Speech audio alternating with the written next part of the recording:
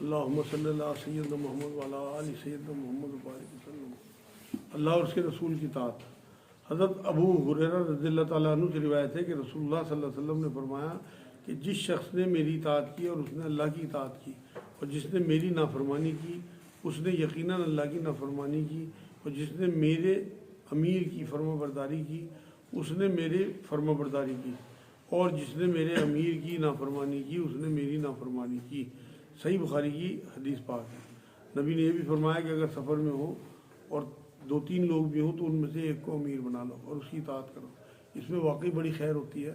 آپ اپنے گھر میں کسی ایک کو امیر بنا لیں، آپ اپنے سفر میں کسی جماعت میں کسی بھی آپ ادارے کو قائم کریں، آپ اگر کوئی ایک امیر بناتے ہیں اور اس کی اطاعت کرتے ہیں تو اس جماعت کے اوپر اللہ کا ہاتھ ہوتا ہے، بڑی خیر ہوتی ہے اور بڑی حفاظت اللہ کی طرف سے آتی ہے۔ یہ صحیح بخاری کی حدیث پاک ہے۔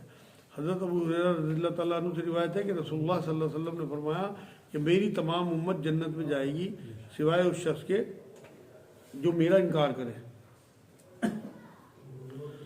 صحابہ نے دریافت کیا کہ وہ کون ہے جو آپ صلی اللہ علیہ وسلم کا انکار کرتا ہے؟ آپ صلی اللہ علیہ وسلم نے جواب دیا کہ جس نے میری اطاعت کی وہ جنت میں داخل ہوا، اور جس نے نافرمانی کی اس نے مجھے نہ مانا اور میرا انکار کیا۔ صحیح بخاری کی حدیث پاک ہے۔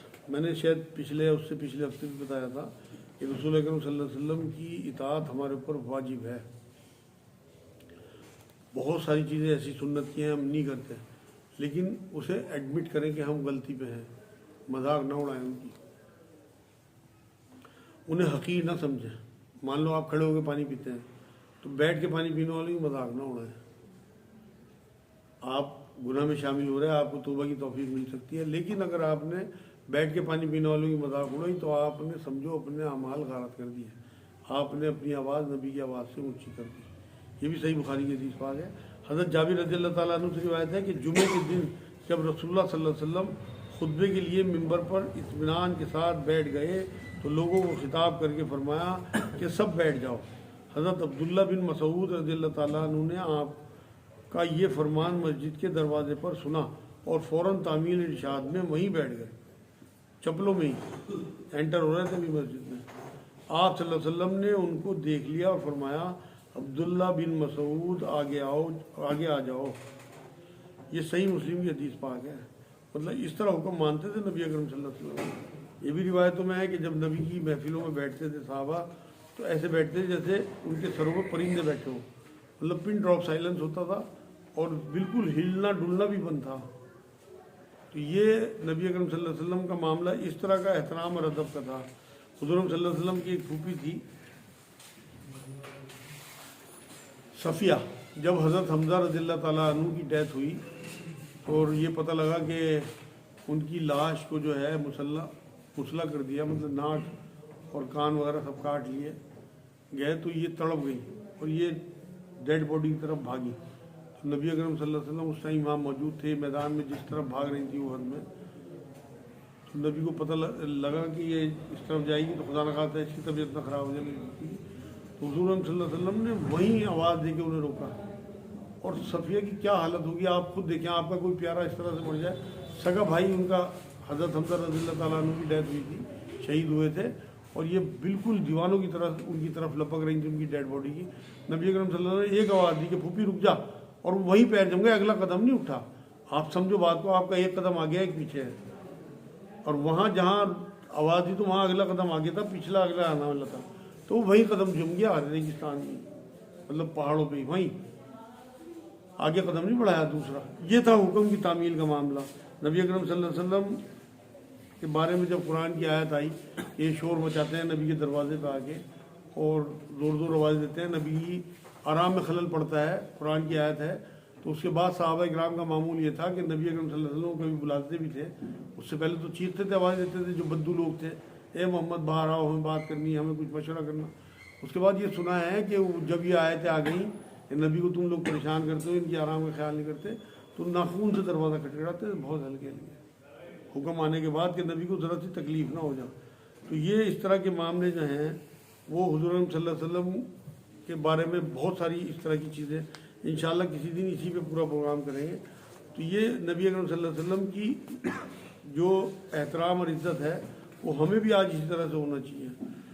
حضرت ابو ہریرہ رضی اللہ تعالیٰ عنہ سے روایت ہے کہ رسول اللہ صلی اللہ علیہ وسلم نے فرمایا کہ بہت سے پراگندہ بالوں والے اور گرد آلود شخص جنہیں دروازوں پر دھکے دیے جائیں ایسے ہوتے ہیں کہ اگر اللہ تعالیٰ پر کسی معاملے میں قسم کھا جائیں تو اللہ تعالیٰ ان کی قسم ضرور پوری کرے گا۔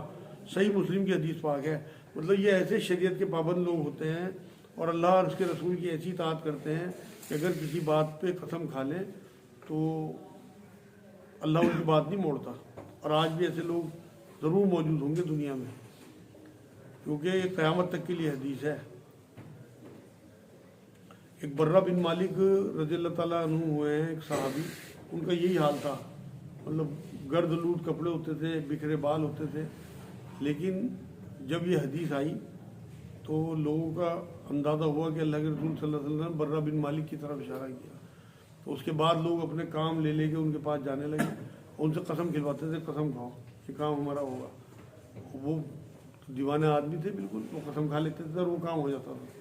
جب بہت زیادہ مشہور ہو گیا اور انہوں نے دیکھا کہ یہ میرا مس یوز کر رہا ہے تو پھر انہوں نے اللہ سے دعا کی اور پھر جنگلوں میں نکل گئے، پھر نہیں نظر آئے کہیں، وہیں ان کی ڈیتھ ہو گئی۔ حضرت عمر رضی اللہ تعالیٰ عنہ سے روایت ہے کہ رسول اللہ صلی اللہ علیہ وسلم نے فرمایا کہ اللہ کے بندوں میں کچھ ایسے خوش نصیب بھی ہیں جو نبی یا شہید تو نہیں ہیں، لیکن قیامت کے دن بہت سے انبیاء اور شہداء ان کے خاص مقام قرب کی وجہ سے ان پر رش کریں گے۔ صحابہ نے عرض کیا کہ یا رسول اللہ ہمیں بتلائیے کہ وہ کون سے بندے ہیں؟ آپ صلی اللہ علیہ وسلم نے فرمایا وہ لوگ وہ ہیں جنہوں نے بغیر کسی رشتے اور قرابت کے اور بغیر کسی مالی لین دین کے رضائے الہی کی وجہ سے محبت کی، پس قسم ہے خدا کی ان کے چہرے قیامت کے دن نورانی ہوں گے، بلکہ سراسر نور ہوں گے، اور وہ نور کے ممبروں پر ہوں گے، اور عام انسانوں کو جس وقت خوف و ہراس ہوگا اس وقت وہ بے خوف اور مطمئن ہوں گے، اور جس وقت عام انسان مبتلا غم ہوں گے وہ اس وقت بے غم ہوں گے۔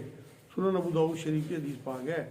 اللہ اس کے رسول کی اطاعت کا یہ فائدہ آپ کو ملتا ہے کہ آپ اللہ اور رسول کی محبت میں اگر اکٹھے ہوتے ہیں اور ایک دوسرے سے محبت کرتے ہیں، آپ کا کوئی لالچ نہ ہو، تو آپ کا جو وہاں مقام ہوگا قیامت میں اسے دیکھ کے انبیاء شہداء بھی رش کریں گے، ایسا مقام ملے گا آپ لوگوں کو۔ حضرت عبیدہ بن صامت رضی اللہ تعالیٰ عنہ حضرت ابو ذر غفاری سے روایت کرتے ہیں کہ انہوں نے رسول اللہ صلی اللہ علیہ وسلم کی خدمت میں عرض کیا کہ یا رسول اللہ ایک آدمی ہے اس کو اللہ کے یا رسول اللہ ایک آدمی ہے اس کو اللہ کے بندوں سے محبت ہے، لیکن وہ اس سے عاجز ہے کہ ان جیسے عمل کر سکے۔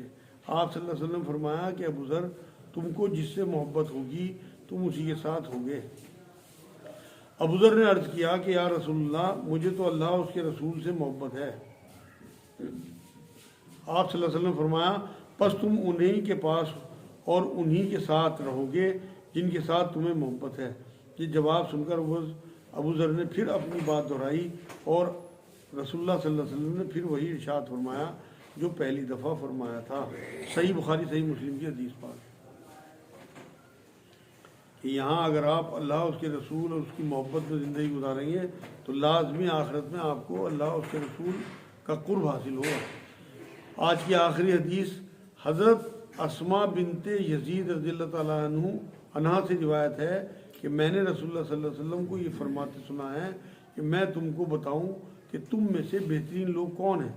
صحابہ نے عرض کیا کہ جی ہاں یا رسول اللہ، تو فرمایا تم میں سے بہترین لوگ وہ ہیں جن کو دیکھ کر خدا یاد آئے۔ سنن ابن ماجہ کی حدیث ہے۔